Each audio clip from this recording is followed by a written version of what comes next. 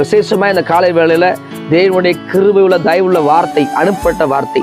சங்கீதத்தினுடைய 2ஆம் அதிகாரத்தினுடைய 12ஆம் வசனம் பாருங்க.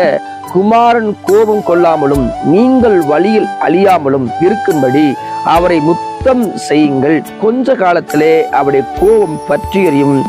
அவரை அண்டிக் கொள்கிற யாவரும் பாக்கியவான்கள். தேவ ஜனமே, தேவப்படுகளே, இந்த காலை வேளையில அவரை அண்டிக் கொள்கிற யாவர்களும் பாக்கியவான்கள். அவருடைய பாதத்தை முத்தமிடுகிற யாவர் என்னங்க பாக்கியவான்கள். குமாரனுடைய கோபம் கொஞ்ச காலத்திலே பற்றி எரியுமா? தேவனுடைய கோபம் பற்றி எரியுங்க. தேவ ஆலயத்துல அங்க நடக்கிற காரியத்தை பார்த்தோம்னா தேவ கோபம், அவருக்குள்ள இந்த கோபம் பாருங்க. தேவனுடைய ஆலயத்துல நடக்கிற அருவறுப்புகளையும் பொல்லாப்புகளையும் பார்த்து சவுக்கை பின்னி அந்த இடத்துல இருக்கிற எல்லா காசுக்காரன் கவிழ்த்து போட்டு புறா வைக்கிறவன் பகலை கவிழ்த்து போட்டார் ஆண்டவருடைய தேவனுடைய கோபம். அப்போ குமாரனுடைய கோபம் பற்றி போகுது. அதே போல தேசத்துல நடக்கிற ரத்தம் சிந்தப்படுது பாருங்க.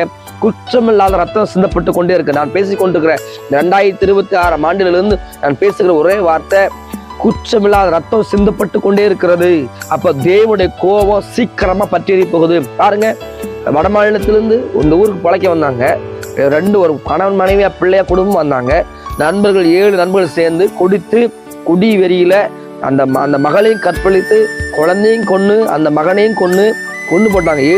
7 பேர் மனித மிருகங்களைப் போல நடந்து கொண்டதை பார்க்கிறோம். குற்றமில்லாத ரத்தம் என்னது சிந்தப்படுது. இது மாதிரி எத்தனை சம்பவங்கள், அதிகமான கிரைம், அதிகமான நீங்க வருஷம் பாருங்க, வருஷ காலமாக ரத்தம் சிந்துதல் அதிகமாய் கொண்டே இருக்குது. அநியாயங்கள் நடந்து கொண்டே இருக்குது. அக்கிரமம் பெருகி கொண்டே இருக்குது. பாவங்கள் பெருகி கொண்டே இருக்குது. வலது கைக்கும் இடது கைக்கும் வித்தியாசம் தெரியாதபடி பாவம் பெருகி கொண்டிருக்குது. இப்போ தேவ கோபம், குமாரனுடைய கோபம் சீக்கிரமா பற்றி போகுது.